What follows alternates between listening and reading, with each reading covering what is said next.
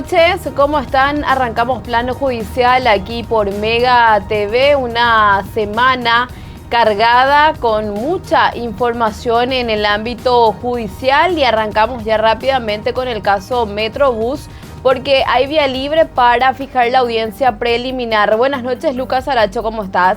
Buenas noches, Noelia. Muy bien, tal cual lo has dicho, ya hay vía libre para poder fijar esta audiencia en la cual se va a definir si el exministro de Obras Públicas del periodo presidencial de Horacio Cartes, Ramón Jiménez Gaona, afronta o no juicio oral y público. Estamos hablando de este sonado caso producto del fallido proyecto del Metrobús. La Cámara de Apelación lo que hizo en esta oportunidad fue confirmar una decisión del juez de primera instancia, el juez de garantías Humberto Otazú, de agregar al expediente y estudiar en la audiencia preliminar una eventual inclusión o exclusión de algunos informes periciales que presentó el Ministerio Público, más puntualmente la fiscal María Estefanía González, quien ha presentado esta acusación por presunta lesión de confianza contra Ramón Jiménez Gaona, la ex viceministra Marta Benítez y también contra el ex gerente de este fracasado proyecto, Guillermo Alcaraz, y justamente esto se va a definir entonces ya en una audiencia preliminar, la inclusión o no de esas pruebas que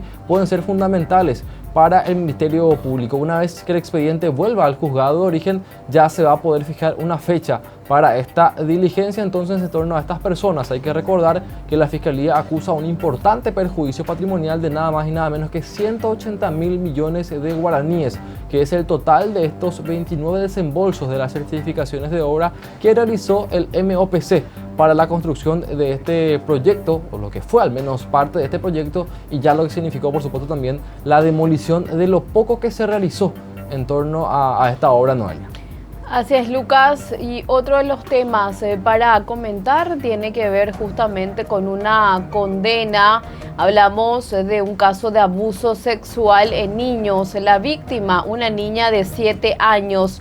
Varias personas fueron sentenciadas entre 26 y también 10 años de cárcel. Incluso los propios padres de esta niña fueron sentenciados. Para tener los detalles, le quiero dar la bienvenida a la fiscal Vivian Coronel. Buenas noches, doctora. Gracias por atendernos. Buenas noches para Lucas, Noelia, también un cordial saludo a todos los televidentes. Efectivamente, la semana pasada hemos concluido juicio oral en un caso, lo digo, bastante peculiar por el hecho de la cantidad de condenados en una misma causa. Se trata de un hecho de abuso sexual, una niña de 7 años, cuyos padres fueron condenados a la pena de 23 años, tanto la madre como el padre, y también una pareja de adultos. La pena más elevada fue la de 26 años para el abusador propiamente y 10 años para la pareja de este último. Como Ministerio Público, puedo decir, nos sentimos conformes con la decisión del Tribunal de Sentencias, debido a que la representación a mi cargo, o sea, el Ministerio Público pudo probar en juicio todos los hechos que fueron plasmados en el escrito tenor acusatorio en contra de esas 4 personas condenadas ya a la fecha. Tenemos una situación bastante delicada por el hecho de que los abusos se habla, es decir, que tuvimos coito, que hubo una situación Bueno, estamos conversando con la fiscal Vivian Coronel sobre esta condena por abuso sexual en niños. En este caso es una investigación que estuvo a cargo justamente también de la fiscal, quien sostuvo esta acusación ante el juicio oral y público. Lucas, estamos hablando de una condena incluso a los propios padres de 23 años de cárcel y la pareja, en este caso un pedófilo y también su pareja fueron condenados. Así es, la sanción más alta fue de hecho la de 26 años. Ya escuchaban ustedes lo que nos manifestaba la doctora Coronel en torno a la persona que abusó, de acuerdo a lo que se probó en un juicio oral y público, de esta menor de 7 años, tan solo 7 años, y fue víctima de un abuso sistemático por parte de estas personas. Imagínense los propios padres, inclusive de acuerdo a lo que se pudo producir en cuanto a pruebas también durante este juicio oral, quedó probado la participación de los padres de la víctima. Imagínense un caso terrible que se dio y bueno, una condena bastante elevada que obtuvo el Ministerio Público, y sin duda alguna también esto fuerza un poco, digo bien, las estadísticas que hablan de que en la mayoría de los casos de abuso se da principalmente, los victimarios me refiero, en el entorno familiar, Noelia. En el entorno familiar y bueno, según los antecedentes, justamente lo que tiene que ver con las agresiones sexuales indica la información por parte del Ministerio Público que consistían en manoseo y también coito.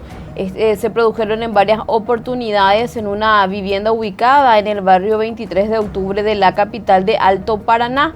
El último episodio se registró el 30 de enero del 2023 en horas de la noche, según se pudo probar durante el juzgamiento de los acusados. En aquella oportunidad y como en otras ocasiones, la víctima fue dejada por su padre en poder del abusador, quien consumó el acto sexual. A cambio, el progenitor recibió la suma de 50.000 guaraníes de parte del pedófilo. De igual forma, Rosalba González manoseaba las partes íntimas a la menor y por su parte la madre no impidió que la pareja de pedófilos realicen los actos sexuales en su hija biológica. El tribunal de sentencia estuvo presidido por Diego Duarte y también conformaron los jueces Gloria Vera y Margarita Martínez.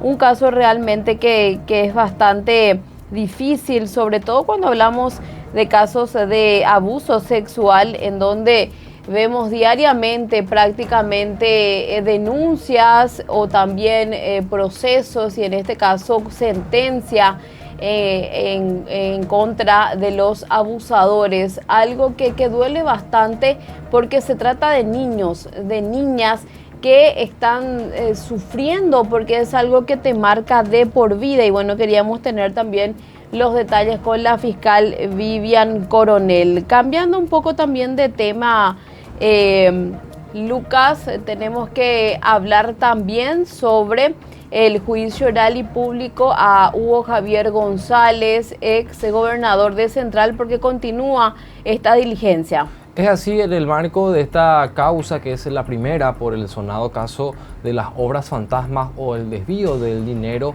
de los fondos COVID que fueron repartidos justamente por el Poder Ejecutivo durante la etapa crítica de la pandemia para la reactivación económica. En este caso, ya hoy ante el Tribunal de Sentencia que preside la jueza Karina Jazmín Cáceres, pudo avanzar la etapa incidental. De hecho, la defensa del ex gobernador Hugo Javier González ha presentado también sus incidentes respectivos, nulidad de la acusación, inclusión de algunas pruebas, y sobre esto conversamos también con el fiscal del caso, uno de ellos al menos, el doctor Néstor Coronel, quien habló justamente y dio su parecer en torno a estos incidentes que ha presentado la defensa. Vamos a escuchar lo que mencionaba. Aquellos procesados que en su momento tuvieron salidas y que de alguna manera van a ayudar en el sentido del argumento de las testimoniales, por enfocar un poco esos puntos de vista que se tuvieron en cuenta al momento de los abreviados. Ese fue el fin principal. En realidad acá no podemos pasar por una lectura íntegra de sentencias ni nada por el estilo, sino que solamente utilizarlo como una suerte de soporte a las testimoniales que provendrán posteriormente durante el transcurso de la sesión del juicio. ¿Cuántos se habían acudido a esa suspensión condicional? En total creo que son 4, si mal no recuerdo, ¿sí? Y que también tienen que ver con suspensiones condicionales, y eso es un contrasentido realmente bueno de la defensa, porque por un lado rechaza que incluyamos resoluciones judiciales, y por otro lado ellos también ofrecen como prueba para inclusión resoluciones judiciales, ¿verdad? Entonces ahí hay un poco un contrasentido, pero nada, vamos a dejar al tribunal que decida lo que ellos creen conveniente. Y con respecto a la pericia, en realidad lo que en ese momento nosotros creemos que cuando corresponde se ha producido en el juicio, porque de por sí tanto el pendrive como el teléfono nunca se explicó qué es lo que tiene, o sea, de qué serviría llevar adelante una actividad que ni siquiera la defensa sabe en qué consiste. Sería un perjuicio, un costo innecesario de llevarlo a cabo cuando que la propia defensa entiende por qué pretendería llevar adelante una pericia. ¿A quién corresponde ese pendrive el teléfono? El pendrive corresponde a uno de los procesados que es el apellido Rojas, si no me acuerdo. ¿Y el teléfono también? También. Con respecto a la suspensión, por lo que se ve, parecería que ellos quieren ofrecer los montos que se pagan para descontar o así. Bueno, a ver, si nos ponemos a analizar un poco, cada uno tiene una pretensión. La pretensión de ellos es, de alguna manera, dentro de sus incidentes, ir estableciendo montos que se pudieron haber pagado, se pudieron haber devuelto en cuanto a ciertos coprocesados. Incluso hablan de algunas facturas, hablan de que en realidad las obras se realizaron, que no saben ni por qué son denominados fantasmas, pero bueno, son una cuestión, creo yo, ya debatible dentro del juicio y son las cuestiones que van a debatirse en particular. Entonces, ahora mismo intentar exponer sobre cuestiones de fondo en realidad no corresponde. Incluso la defensa comienza a explicar un poco cuestiones que tienen que ver con los tipos penales. Entonces, todo eso forma parte del juicio y eso es lo que se va a debatir ahora. Cada uno con su hecho, cada uno con su historia del caso. Y bueno, de nuevo dejaremos al tribunal de sentencia que decida por eso. Bueno, tenemos que hacer una pausa. A la vuelta seguimos con más aquí en Plano Judicial.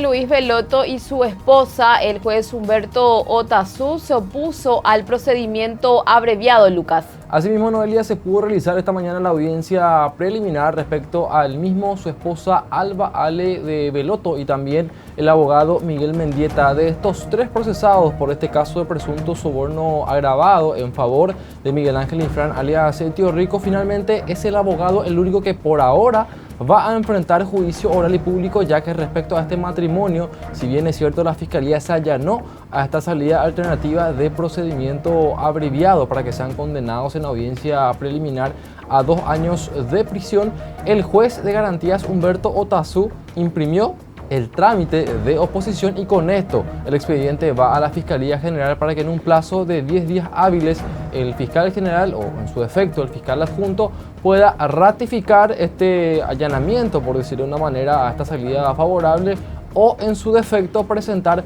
una acusación con pedido de elevación a juicio oral y público. Por parte de la Fiscalía explicaron que se allanaron a esta salida alternativa, ya que la expectativa de sanción en caso de que esto se eleve a un eventual juicio oral y público es hasta 3 años. Entonces podría ser viable una condena por el procedimiento abreviado ya en la etapa preliminar y evitarse o ahorrarse ese trámite de ir a un juicio oral y público. El que sí, reitero, va a ir por de pronto es el abogado Miguel Mendieta, quien fue imputado en carácter de instigador. ¿No?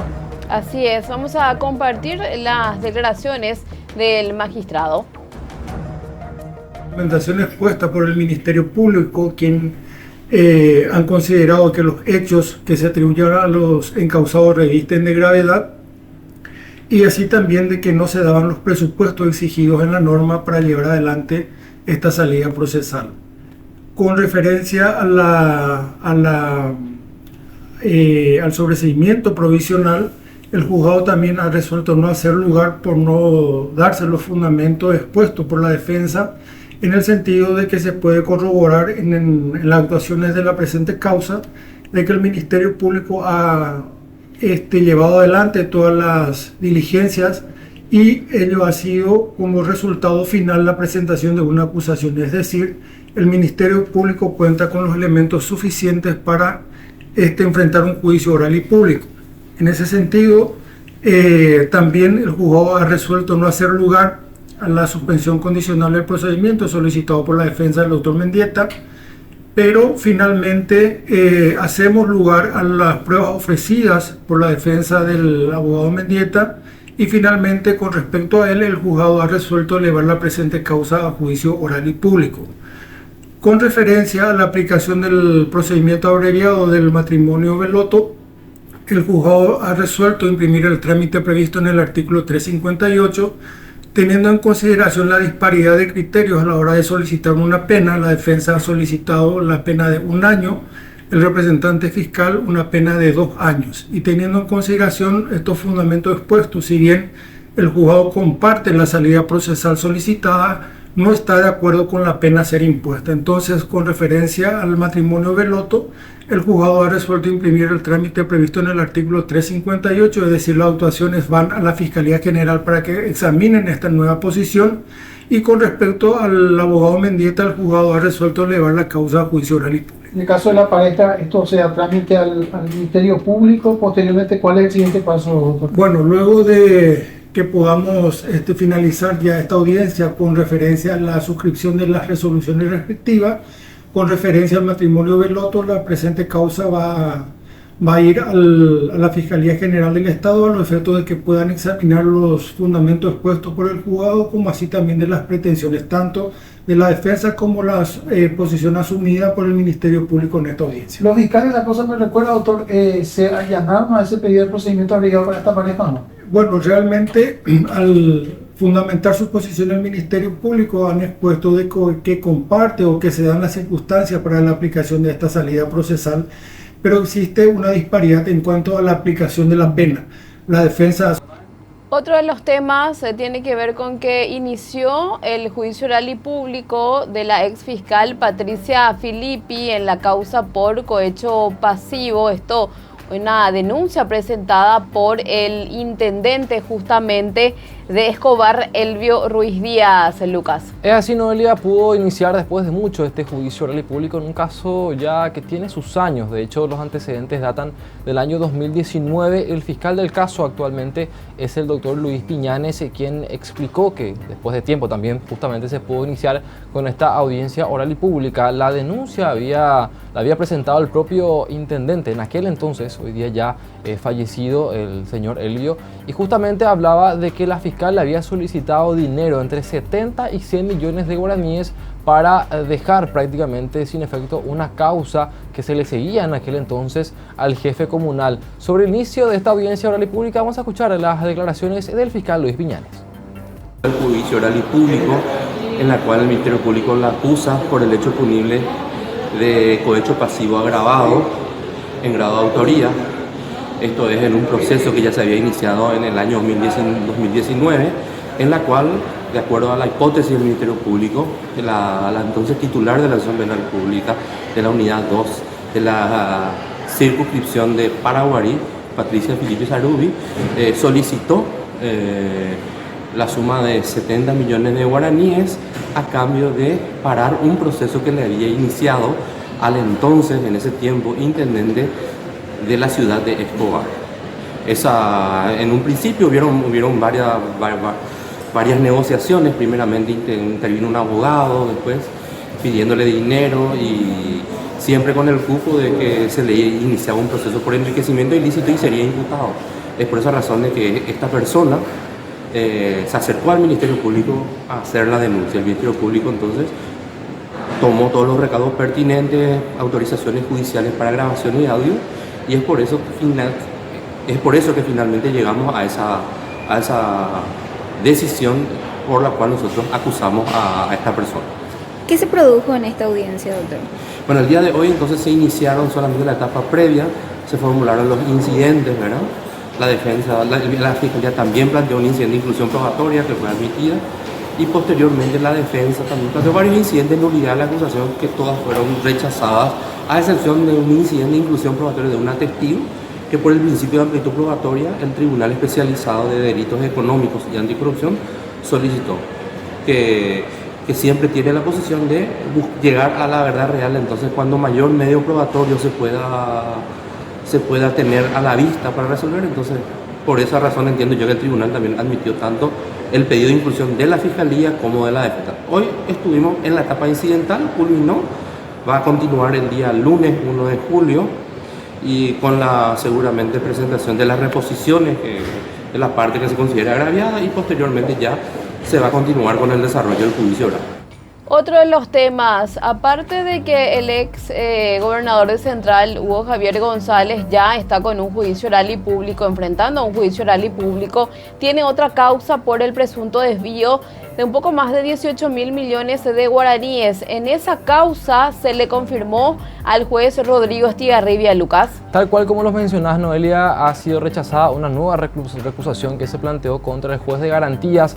De hecho, esta recusación había provocado la suspensión de la audiencia preliminar que estaba fijada para la semana pasada. Con esta confirmación, una vez que el expediente retorne al juzgado, por supuesto, se va a poder convocar nuevamente a esta audiencia en la cual se va a definir si es que el exgobernador Hugo Javier González afronta o no juicio oral y público por esta causa. Así es, hacemos un paréntesis sobre el caso Hugo Javier González, porque otro de los temas que se estuvo también tratando en horas de la tarde tiene que ver con que el exministro de Educación, Luis Alberto Riar, ya cumple su pena de 3 años de cárcel en prisión. Estamos en comunicación con su abogado, Gerardo Ortiz, para tener más detalles. Buenas noches, doctor, gracias por atendernos. Buenas noches, Noelia González y Lucas Aracho. Sí. Gracias, doctor. Noelia, es así como estás diciendo, el doctor Riar de forma voluntaria se presentó a dar cumplimiento, ¿verdad?, a la sentencia que quedó firme. Incluso desistió de una acción de inconstitucionalidad a los efectos ya del cumplimiento de la condena. Doctor, para recordar un poco también el caso, la condena es por lesión de confianza. Asimismo, Noelia, la condena es por lesión de confianza, ya que tocas el tema de fondo.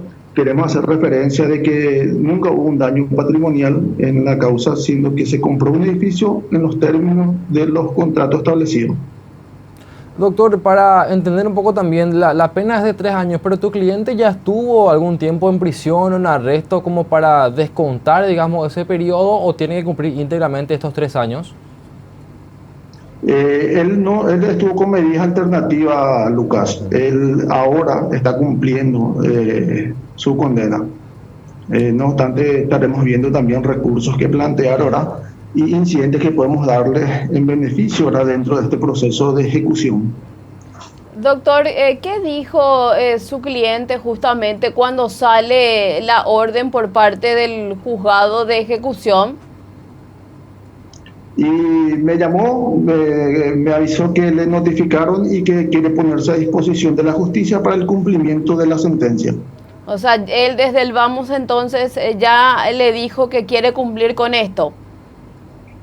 Asimismo, todo lo que le conocen al doctor Riar sabe de su integridad y de la calidad de persona que es. Entonces, él en cumplimiento de una orden judicial ya se presenta a dar su consentimiento. Doctor, ¿cuánto era el supuesto perjuicio? Ya que usted mencionaba que nunca existió ese perjuicio, pero lo que figuraba en el juicio, ¿de cuánto hablamos? Precisamente no podría darte el monto, pero estamos hablando de entre 12.000 y 14.000 millones que se estableció como el monto que fue adquirido el edificio Excelsior. Ahora, ¿él va a permanecer en la agrupación o va a ser derivado a Tacumbú? Inicialmente, de forma provisoria, ya por seguridad, así como establece el Código de Ejecución Penal, esta defensa por un principio de humanidad también, atendiendo a que mi cliente fue una persona pública, ¿verdad? Fue ministro, atendiendo a su avanzada edad también, ¿verdad? Y que lo sitúan en considerarlo un adulto mayor. Solicitamos provisoriamente que guarde reclusión en la agrupación especializada de la Policía Nacional, ya atendiendo, como le había mencionado, si bien la igualdad procesal para todos los reclusos es así, hay una excepción a esa regla cuando esté inmiscuido un poquito los motivos de seguridad y las razones políticas, penitenciarias y carcelarias. Doctor, finalmente también, para no robarle demasiado tiempo, ¿pueden plantear, eventualmente van a plantear en el transcurso de este plazo que queda, digamos, algún pedido de prisión domiciliaria en atención también a que la sanción no supera los 3 años? Asimismo, el Código de Ejecución habilita también a plantear incidentes dentro de eso, dentro de este proceso ahora que estamos presentándole. Posterior a eso vamos a hacer los incidentes necesarios como para poder darle una mejor situación a mi representado. Gracias, doctor, por su tiempo, por compartir con nosotros aquí en Plano Judicial. A las órdenes. Gracias, Noelia. Gracias, Lucas. El abogado Gerardo Ortiz, entonces también con esta condena de 3 años de cárcel para el exministro de Educación, Riar. 3 años entonces él va a estar cumpliendo. Con esto nosotros nos despedimos. Nos encontramos nuevamente mañana aquí por Mega TV. Buenas noches, Lucas. Buenas noches, Noelia. Buen resto de jornada para todos.